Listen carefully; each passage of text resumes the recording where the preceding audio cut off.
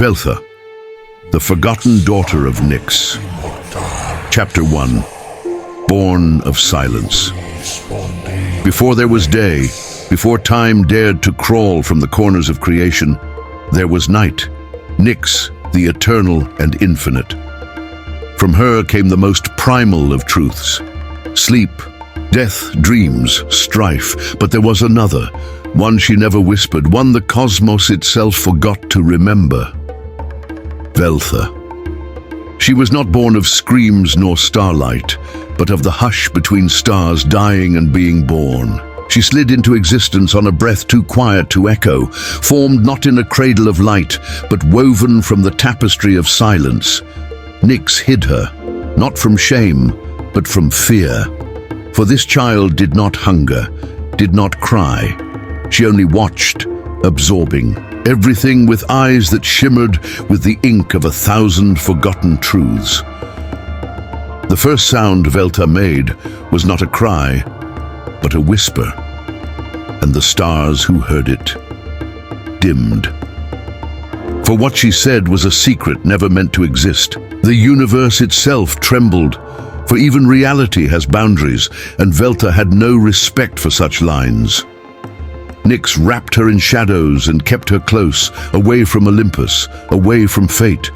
But secrets do not stay hidden, not from gods who fear irrelevance. Chapter 2. The Whisper That Shook Olympus.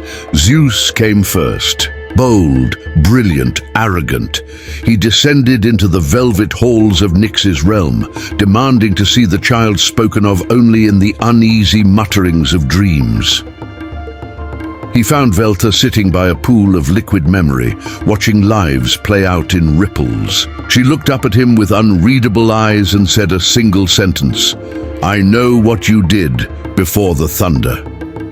It was not an accusation, not a threat, merely truth.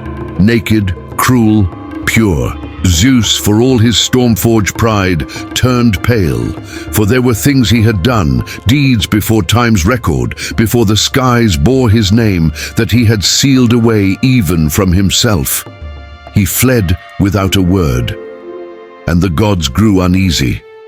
One by one, they sent emissaries.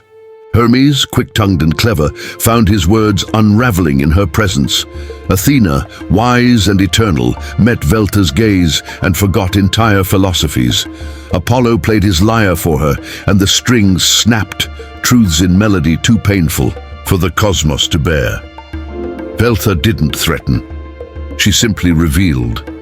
And that was more dangerous than war. Chapter 3.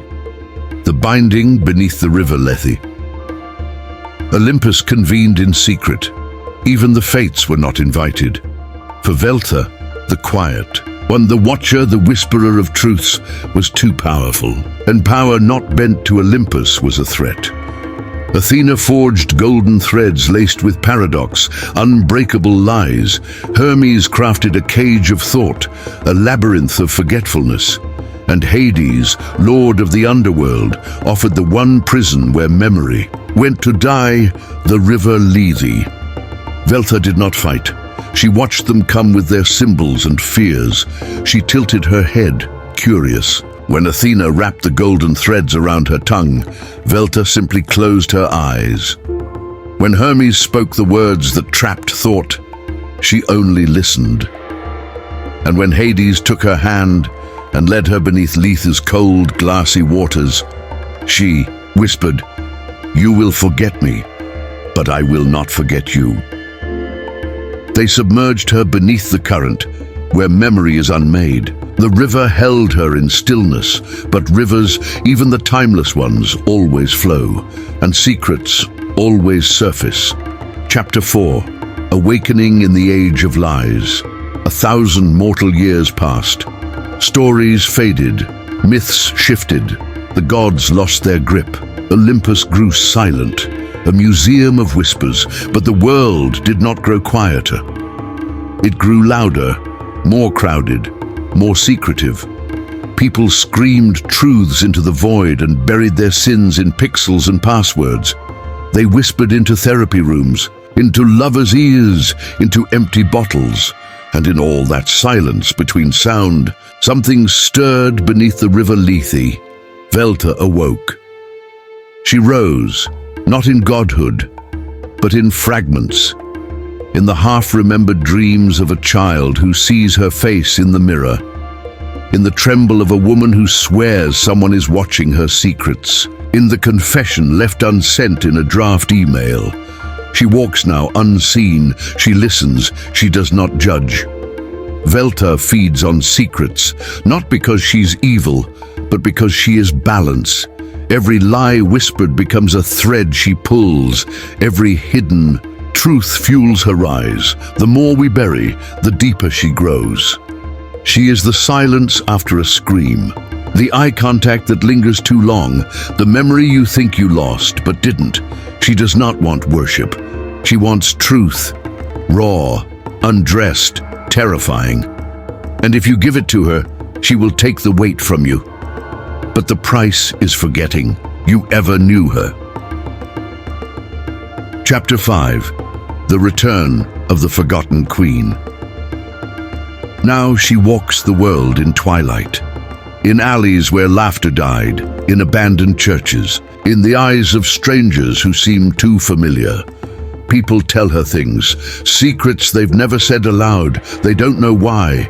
She just feels safe, like the night, like home, and after, they sleep easier.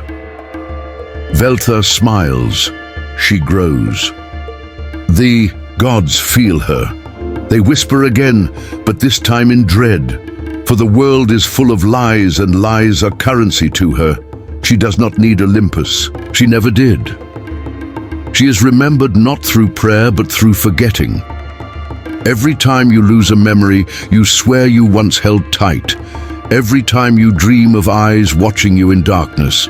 Every time you confess to the void and feel lighter. That's Olympus, Veltha, the daughter of night, the devourer of secrets, the goddess of silence. She is not coming. She is already here, and she remembers everything. If this story haunted you, thrilled you, or whispered to something buried deep inside, don't let it fade. Like, comment, share, and most importantly, subscribe, because Veltha isn't done listening, and neither are we. Leave a comment with your darkest secret, fictional or real. The best ones may be featured in future stories. And for our most active subscribers each month, we're offering a mysterious, limited edition artifact from Veltha's mythos.